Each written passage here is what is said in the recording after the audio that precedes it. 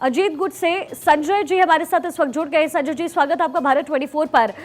ये बड़ी जीत है आप लोगों के लिए, लेकिन जो चुनाव आयोग का फैसला है, ऐसे में कहीं ना कहीं शरद पवार भी ये सोच रहे थे और समझने की कोशिश उनकी थी, कम से कम ये माइंडसेट फिक्स करने की कोशिश थी कि ये जो चुनाव चिन्ह है वो उनका बनाया गया है, उनका अपनाया गया है, ये पार्टी उनकी बनाई गई है, लेकिन फिर भी ये बड़ी जीत आपकी हुई है इस बार। कैसे देख रहे हैं, क्या मायने आपके लिए?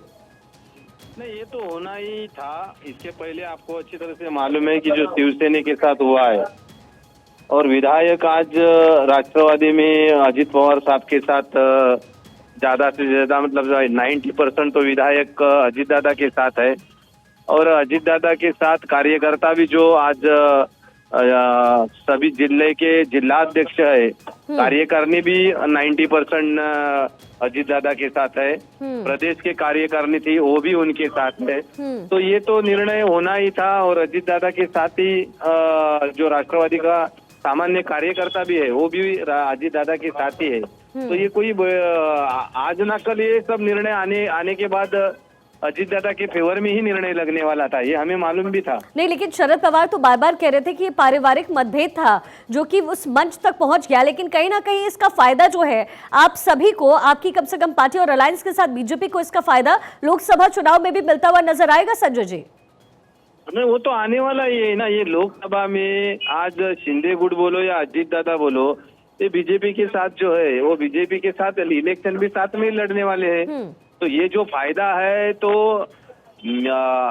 महाराष्ट्र में जो कैंडिडेट खड़ा करेंगे अजित दादा गुट या शिंदे गुट, ये मिल के जो है वो तय करने वाले हैं। उसमें से शिंदे से गुट के भी एमपी आने वाले। अच्छा, चलिए, और अजित दादा। ठीक है संजय जी, बने रहिएगा मेरे साथ। तो देखिए, इस वक्त शरद पवार गुट से धीरज शर्मा भी हमारे साथ जुड़ गए हैं। धीरज जी, स्वागत आपका भारत 24 पर। लेकिन क्या उम्मीद थी आपको ऐसा कुछ होने वाला है? तो बिल्कुल नहीं थी, लेकिन अब देश में किसी भी चीज को अनएक्सपेक्टेड कुछ भी चीज की आप उम्मीद कर सकते हैं।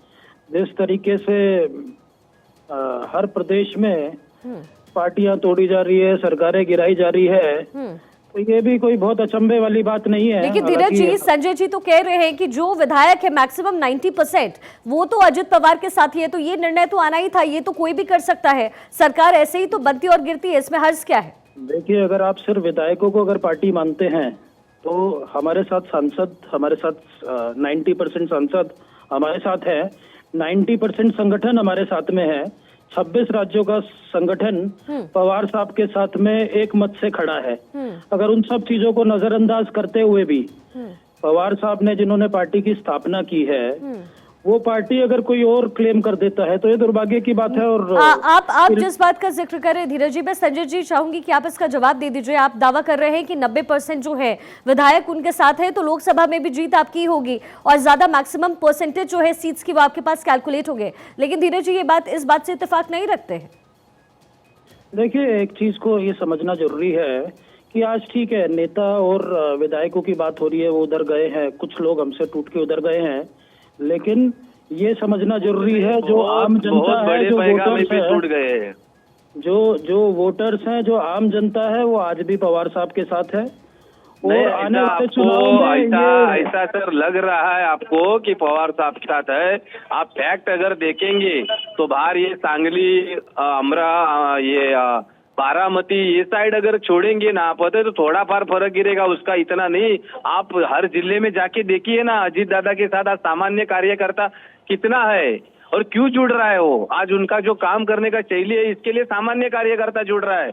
और जो विधायक वो आए हुए हैं, और आप बोल रहे हो एमपी का, अभी एमपी का जो है खासा है, लोकसभा का इलेक्शन लगने दीजिए, मालूम पड़ेगा उसी टाइम कि बाबा क्या है, दूध और दूध का पानी मालूम पड़ेगा। धीरज जी, ये तो एक तरीके से चुनौती है, चुनौती की तरह लेंगे इसे अब आप, क्योंकि लोकसभा चुनाव में वक्त थोड़ी बचा है।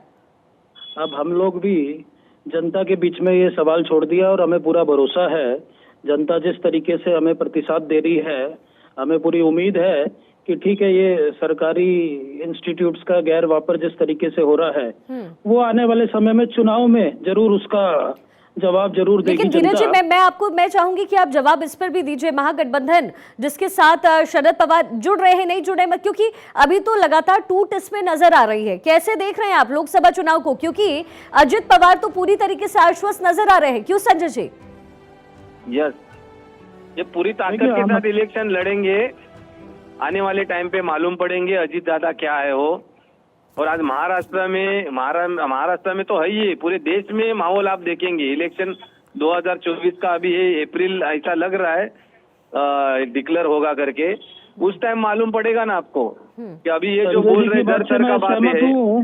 पूरी ताकत से लड़ रहे हैं ईडी सीबीआई और सारे सरकारी। नहीं देखो, ईडी सीबीआई जो आप बोल रहे हो ना, लेकिन जिन्होंने कुछ अगर नहीं ये ईडी बात ध्यान सीबीआई का रखिए। जो आप बोल रहे हो, जो ईडी सीबीआई अगर लगाया है, अगर आपके पास कुछ है ही नहीं है, आपने कुछ गलती नहीं किया है, तो आपको डरने की क्या चिंता है?